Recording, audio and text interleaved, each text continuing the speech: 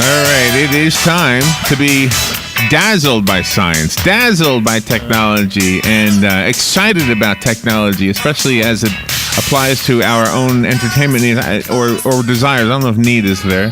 No, we need entertainment, I think. Jim George is a specialist in this. He's the guy that makes sure that we can get that kind of stuff into our homes. He's the owner of American Cable Services, and as much as we've talked about some really fascinating, fabulous science technology with Jim, I think the one thing that people call up most about is that a la carte service that he offers, where you can get just one channel, the one that you really watch, instead of getting 20 that you don't watch. Jim George, good morning, Jim. Good morning. How you doing? You worked all night, you said, huh? I did. Pulled an all-nighter, and I'll be working all day today, too. You can't do that to yourself. It's not good. It's not healthy. Boy. So where were you? Here in Ocala? Yeah, in Ocala Palms. We had some problems 2 weeks in a row, and it always happens in the late night and the early mornings. So the only way to do it is be there in the late night and the early mornings. And we did, and of course nothing happened. It worked perfect. So it was one of those So situations. we went out with all our test gear and went every place and did all the testing, and everything seemed to work perfect. But we made some changes anyway just to see if that would be more better. So what like a customer calls and says, "Hey, I got snow," or I'm not No, the TV part always works well. The TV is very forgiving. Okay. But the internet is not forgiving, Oh. and so it goes off, and then the phone is very unforgiving, so that, if you're in a conversation and it stops, that's not good. Yeah, right. Or you want to use your phone and it doesn't work. So we have to go out there and figure out why. I mean, if everything is working so well according to the meters, why isn't it physically working well? Ghosts. So we go to people's houses. We knock on it, but not at 3 a.m. But but I was really surprised at the number of people that were up at 4 a.m. There are people walking the streets and walking their dogs, and saying, "Larry, live here?" Yeah. Well, actually, on my way to work, I do find that I'm not the only one up that early. So yeah. Quite a lot of people. But I was just telling you that I'm starting to set dates for people to come. So next week we're going to ask the city of Ocala to come. Okay. And they're going to discuss their fiber optic network. Now, how many customers do they have? I think they have a couple of thousand. Okay. But it's not entertainment. It's for phone and it's for internet. They're not really doing phone. They're just allowing the phone to flow through them. Okay. But they do internet. So like in your case where you're fed by the city of Ocala. Your internet's the city of Ocala. Mine right is? here? Yes, WOCA is WOCA. fed by OEU, Okay. Ocala Really? Electric Utilities. I didn't know that. Wow. Yeah. And just about every place that's a large business, I can name them off, that are fed by OEU. And the reason is because they have literally an unlimited bandwidth. They encircle the entire city. The way it started was the city had an option of either being in the phone business or not being in the phone business, and they chose not to be, whereas the city of Gainesville chose to be. The city had a choice of being in the power business or not, and both cities, Gainesville and Ocala, chose to be in the power generating business. Right. And then they had an option of being in the internet business, and both cities decided to be in the internet business. Okay. So what they did in order to save money is they connected the all government facilities, the jails, the courthouse, all the banks, everything are connected to the city of Ocala's fiber optic network because it's a dedicated network. So if Regions Bank has 20 locations throughout Marion County, let's say, all of those can be touched by private cable, or in this case, private fiber. So they can send all their data back and forth and not necessarily touch the public internet. So no one can hack into it. Oh, So- that's the big reason for it, right? So the network started growing and growing and growing. So they then started to feed all the schools. The schools were fed by microwave for all the Channel 7, the education that goes out. So no longer. Now it's fiber's feeding the schools. And then the schools needed internet, and they were paying $1 million a year, if not more, to CenturyLink and AT&T and everybody else. Oh, wow. So they just kept growing and growing their network so that they could lower the cost. So in that sense, the technology division of the city of Ocala has saved the city millions of dollars a year. Oh my gosh. Literally. So the guest is coming in. Do you know who it is? Well, I've invited Arnie to come, and he is the guy who basically makes it work. Does he have a last name? Yeah, I think I'm trying to think. Not sure. Arnie. Yeah, he's probably listening, going, Jim, you can't remember. Arnie, I've been up all night, Arnie. Okay. So Arnie, it's like Cher. He's got one name. Yeah. Yeah. And then after that, I've invited the week of December a gentleman who comes, and he's the technical support for the South Carolina university and school system. He used to be here, Tim Turner. And you work with him? I do. He used to be at Marion Technical Institute. Oh, wow. Okay. And he was the guy in charge of teaching computers and computer repair and computer software. And so he left there and went with the University of South Carolina, although he still lives in Ocala. Okay. And he does all their support. That's amazing, isn't it? He lives here, and the work he does is for them. As long as you're on the internet, you can just work from your home. That's what they say. They say you can do everything from home. So we're going to have some good conversation, and then hopefully we get closer to the Christmas season, what not to do with their Christmas lights as far as starting a house fire. Oh, there you go. Oh, my goodness. Yeah, right. People have lights, hung all over the place. And sockets. I know I have that problem, too. I got to make sure 12 things plugged into 2 ports, and and they want to know why it's hot or why Oh, so I have a question for you about Christmas lights. Every once in a while, you'll see on the internet one of these homes that has an immense number of lights, and they are choreographed to music. Yes. And the music is not booming in the front yard. It's actually being Wi-Fi'd or something over like a weak FM signal that you could tune into if you're in a car outside the house. Right. How hard is that to set up? And is that expensive? That sounds expensive. No, well, you're legally allowed to have a transmitter, in your own home. You've probably seen them when the realtors you can pull in front of a house and you tune to a certain channel, but it's very weak. In other words, you get a block away and it's not there. And it has to be on a frequency, usually an FM frequency that doesn't interfere with TV and things like that. So what they do is they the frequencies, the frequencies better than me as far as sound, when you have the treble and the bass and all those different equalization. So they key on those tips, and when those tips hit a certain point, the lights change colors, or they go on and they go off. So when you see the lights dancing and getting brighter and light, they're just keying to the different points when the amplitude reaches a certain level. And I've seen them like almost like dancing like to the song. I mean, it's just amazing to watch some of these things. I've never seen one in person. I don't know if somebody in our community is doing this or has done it in the past, but I'd love to see it in person. Right. You could actually hang lights, let's say from your trees and such, the long stringer lights, and then and if they're close enough and you're far enough away, as the tempo went up, you could see the lights change and like a sinusoidal wave, dancing to the music, because it's just keyed to the voltage that's applied at the amplitude. But is it expensive?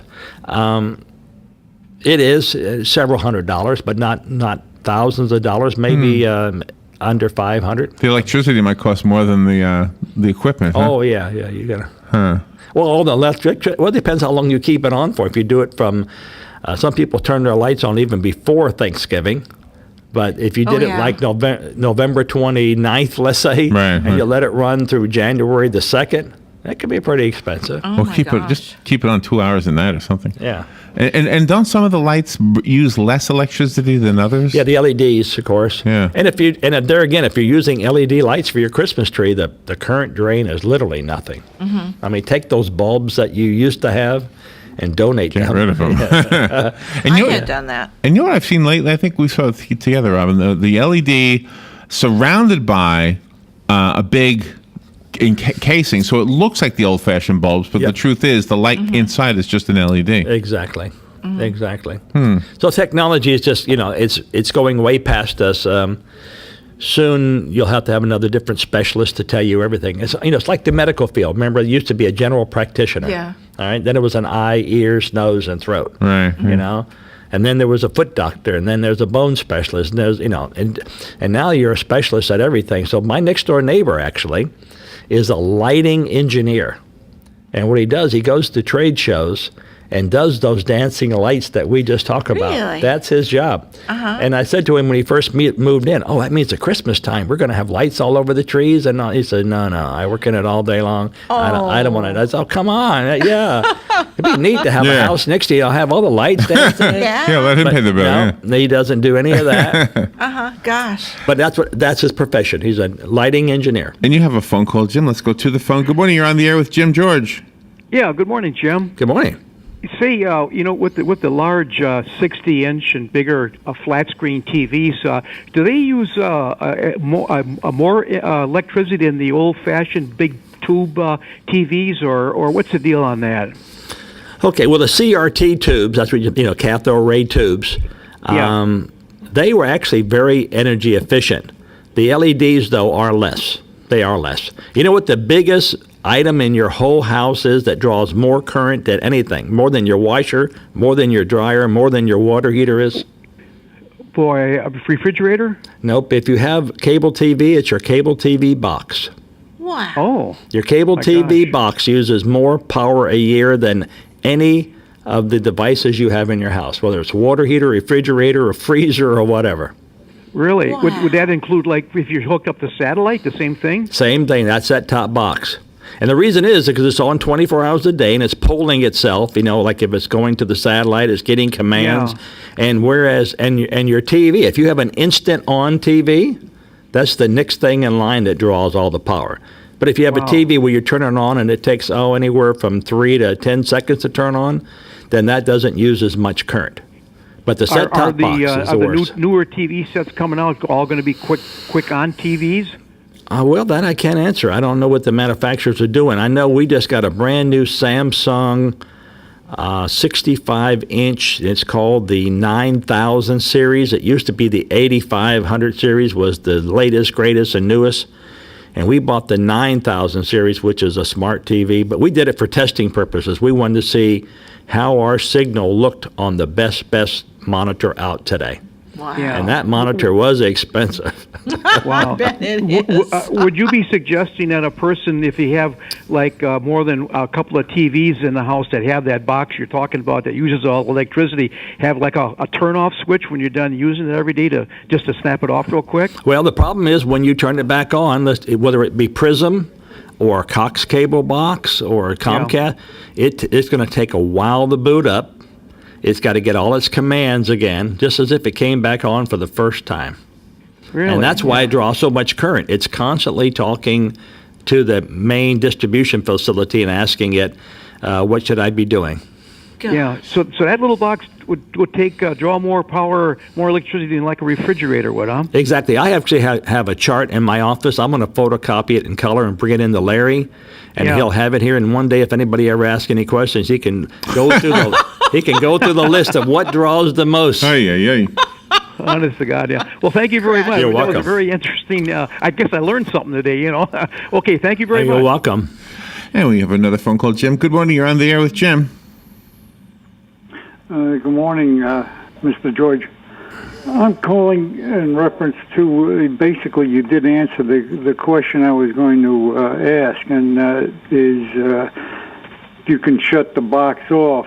Now, the other thing I'm thinking of, unless I missed your part of the answer, was the fact that I was told that this is basically, that box is basically a computer, and it also receives upgrades at various times of the day, mostly at night sometime.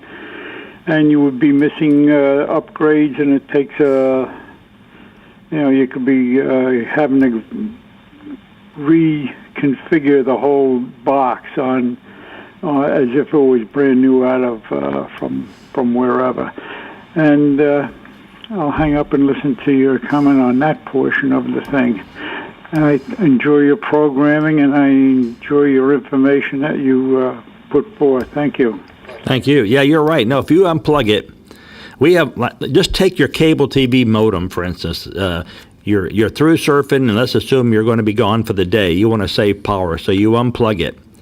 And you may even unplug your computer. When you get back home and you plug that modem back in and you plug the computer back in, that modem's got to go search for another IP address. So unless you're buying a static IP address. A static IP address is usually charged by a cable company. That means you have the same IP address all the time, no matter what happens. If you have a dynamic IP address, then every time you turn that modem on, it wants to go look for another IP address.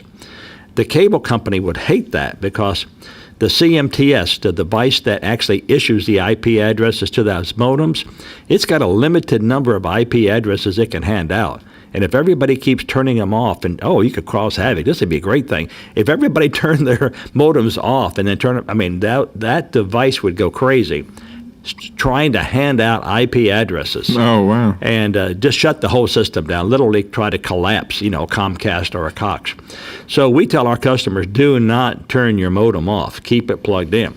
Same thing with your set-top box, because it has a limited number of times it can turn on. It's made to be on 24 hours a day. It's not made to be turned on and turned off. It really isn't. So you could destroy the box and do more damage to your set-top converter box by unplugging and plugging than just leaving it on. Oh, really? Gosh, I didn't know that. Right. You mentioned Comcast. I have a question about Comcast from a news item this morning. But first, let's take another phone call, and then I'll get to that. Good morning. You're on the air with Jim George. Good morning. It's Sonny calling back again, Mr. George. I'm looking at the my box and everything as we're talking, and I have everything hooked up to one of these, like a APC battery backup and power equalizer, simply because of the power surges and everything that we get here. Right. And if I turn everything off, am I still disrupting the stuff going from the box to the from the APC, I should say, to the different components? No, basically, if you turn the power off, what you've done is you're no longer talking to the cable company. And so when you turn that power back on, then it has to re-talk again to the cable company to get its commands. So, but if you're saying, does it do anything to your equipment in your home? Not really, unless it's your computer. There's always a sequence to turning things off, and there's always a sequence to turning things on. So you would always want to turn your modem on first if you turn everything off, and let it come up first, and then turn your computer on so it would sense that there's an IP address waiting for it and be ready. If you turned your computer on first and then turned the modem on next, what would happen is it would say no network connectivity, then it would say searching for connectivity, then it would say access either denied or accepted. In other words, your computer has to work harder at getting it. If the IP address is already there, it just comes right up. That's why you want to keep your computer. I understand that. What I'm a little questioning is I have this, it looks like a big box, and it has I'm assuming there's a battery in there. Yes, there is. It acts like a sink, so that if there's a power surge, it gets diminished going through the box because everything is plugged into this thing. Right. And if the power goes out, this gives me about a half an hour's worth of time. Yes. To either save what I got or yes. Shut everything down. Exactly. Well, that UPS, that uninterruptible power supply, is made, like you said, to do what it's designed for, to keep you on. But you don't ever turn it off, do you? No. All right. Well, then you're fine. See, you're keeping the modem up and the set-top converter box up 24 hours a day, and that's fine. But my first comment was that is the most energy consumption in your whole house is your set-top box. Oh, I understand that too, and it's amazing that this thing does consume the box that much energy. But then again, it is on 24/7. Yes. So Yes. Yes, it adds up over time. It does. All right. Thank you very much. You're welcome. And have a good weekend. You too. Yeah, thank you, Sonny. So here's my question about Comcast. And, it's more of a question as to your opinion as to why everybody's excited about this. Because Comcast made an announcement, I guess yesterday, that they were going to start to sell movies over their cable system. Now, iTunes already sells movies. Amazon already sells movies. You can download them and get them right onto your computer, whatever. But now Comcast says that I guess they're the first cable system that will be selling movies over cable. Now, since we can already do it, how come that's getting a big buzz about it? Why is that in the tech headlines? Every news agency I went to that had a tech area that was the first story this morning. Well, I heard the news about Comcast doing a la carte HBO, and that might be a movie channel, but I didn't hear anything about Comcast selling movies. So let's assume it's the HBO one. What they're trying to say is that they've been forcing you to take an entire package to get HBO. Right. Now, if you only want HBO, in other words, you have the basic subscription, let's say it's 20 channels or 12 channels, and you don't want those 200 channels. All you want to have is HBO. They're now allowing that as a test. So they're the first cable company in the nation to start selling a movie channel. But as far as selling movies, I'm not familiar. Well, let me read you what I got here. Where do I get this from? What website is this from? This is from The Wrap, whatever that is. Comcast will begin selling movies and television shows digitally through its cable boxes and Xfinity TV website by the end of the year. Multiple individuals with knowledge of the situation tell. And then I'll just skip down to the bottom. It says studios are emphasizing electronic sales to replace lost revenue from decline in the DVD market. So it sounds like they're going to be selling, like in the same way I can buy right now. Yeah. A movie off of iTunes, right, or Amazon, or Netflix, or any of the ones. Yeah. So I don't know why that's a big story, and it's on every one, every site that I go to, like ABC. They've got a entertainment category. They must have a good publicist. That's all I can tell you. You know what? That's probably really all it is. It's just all publicity. Yeah, you're right. I should have seen right through that one too. Yeah, something new. Green leaves. Okay. Yeah. So as a cable operator, though, let's say you wanted to do that. I guess you would have to have a deal with the movie studio, first of all. Exactly. And that might be in your future. Well, video on demand, that's why I couldn't understand why the hype was. Video on demand is the fact that there's a server inside the head end at a cable system, and in that server are hundreds, if not thousands or tens of thousands of videos. And then what you do, you know how video on demand, you go down, you see the movie you want, and you click, and then the server spools that movie to you, and voila, you get to have it.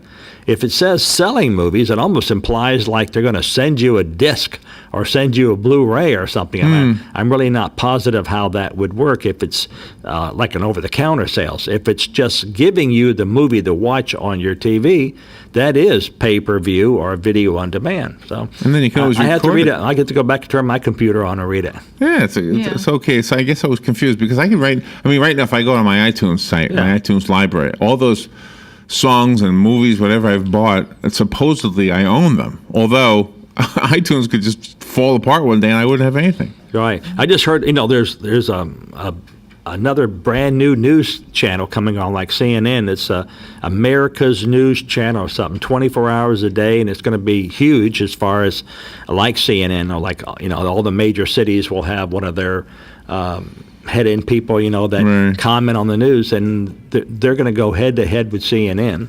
Wow. And then as far as ESPN's concerned, there's a consortium of 27 channels that are sports channels, and they're going to offer themselves as one package. So right now it costs me about $6 to carry ESPN. It would only cost me like $2 to carry 27 sports channels. So I could sell it to you so cheap it's unbelievable. And why would you want to watch one ESPN channel when you could watch 27 different sports channels if you were a sports buff? I guess it's the name recognition, whatever. Yeah. Well, I always look at the clock when we're talking and realize it goes that. Fast. Thank goodness I look when I do, because otherwise it'd be 10 o'clock. And oh no, Jim, how do we get a hold of you? How do we talk to you about the a la carte thing you offer? Yes, you can call in Ocala 854-9795. All right, and call us here if you need that repeated. The website for American Cable Services is www.americable.us. It's America with BLE on the end, so it spells americable.us. .us. Don't forget that part. Thank you, Jim. Always fun. You, Jim. We'll take a little break. We'll be right back.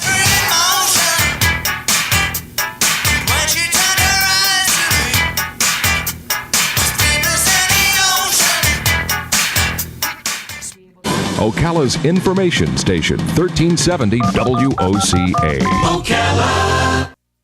The weather is brought to you by myfwc.com. Life jackets save lives. Wear it, Florida. Today will be mostly cloudy with a couple of showers, the high 75 to 79. Cloudy tonight with showers, perhaps a thunderstorm, low 64 to 68. For tomorrow, mostly cloudy with some showers and a thunderstorm, high 78 to 82. Sunday, intervals of clouds and sunshine with a shower left over, the high 81 to 85. From the Florida Weather Center, I'm meteorologist Joe Lundberg.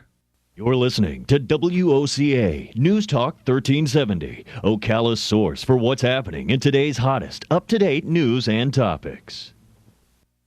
Sayers is having a Family and Friends Sunday, November 17th from 6 to 9 p.m. When you shop at Sayers, you get an extra 15% off regular sale and clearance clothing for the family. Fine jewelry, watches, and footwear. Take 10% off regular sale and clearance in appliances and home improvement. Then, when you shop at Sayers, you get 5% off regular sales and clearance items in consumer electronics, TVs over 40 inches and larger. Sunday from 6 to 9 p.m., Family and Friends, plus stop by and visit with Santa. Shop your way. This is Sears. Here's what you may have missed on the John Tesh Radio Show. Dad jeans for men and mom jeans for women are popping up in fashion magazines, and even stylish celebrities like Kanye West and actress Elle Fanning are sporting them. Teens today are asking for rides on Facebook, Twitter, and Instagram using hashtags like I need a ride, and it usually works. Dating experts suggest that when choosing a partner, look for one who's just as strong as you are. Intelligence for your life on the John Tesh Radio Show. Don't miss this stuff. Hi, Robin. You look tired. I am. I've been running all over town. Why? Why not drive? I need to get this stupid document notarized. Well, that's easy. You need personal service. Duh. That's what I've been looking for. You need to go see Mark at the Personal Service Center. He can notarize that for you, make copies, fax it wherever, or send it out in the mail. Heck, he can even scan it and email it for you. Really? Where is he at? 2375 Northeast 25th Avenue, on the corner of Northeast 25th Avenue and 24th Street. You can call him at 789-6683. Personal Service Center. Thanks, Larry. If you haven't been downtown lately, then you haven't been to the all-new Corkscrew, a new place to make wine and now beer. Come check out the handcrafted wine and beer, sit out on our new outdoor patio, and enjoy the live music every Friday and Saturday night. And with the holidays just around the corner, the Corkscrew has you covered with the perfect unique gift idea, a custom wine that you make yourself. The Corkscrew also has a one-of-a-kind location that's the perfect environment for parties. So stop by today and see what's new at the Corkscrew, 16 Southwest Broadway, downtown Ocala. The 39 Steps. Mysterious comedy or comic mystery? The Hitchcock-inspired spy thriller spoof, The 39 Steps, is fearfully fun from November 7th through December 1st, live on stage at the Ocala Civic Theater. When a woman is found murdered in a London apartment, the innocent man goes on the run in search for a shadowy organization called The 39 Steps, with the police hot on his trail from English music halls to the Scottish Highlands, with train chases and plane crashes along the way. This fast-paced whodunit is a dizzy delight, playing at the Ocala Civic Theater, The 39 Steps. Hey everybody, this is Kelly Hart, your new host of the Ocala Magazine radio show. Join me every Friday at 10 a.m. when we bring the pages of Ocala Magazine to life with in-depth interviews from and about your community. So don't miss Marion County's favorite city magazine, Ocala Magazine, every Friday at 10 a.m. right here on 1370 AM and 96.3 FM, WOCA, The Source. Stay informed on everything going on in the villages with the Village Spectator newspaper. The Village Spectator is exclusively devoted to the villages with news, commentary, and more. And yes, they have Tom's Picks, a free referral for people who are looking for a company to do work for them. Tom's Picks will refer the company that fits your needs, and all we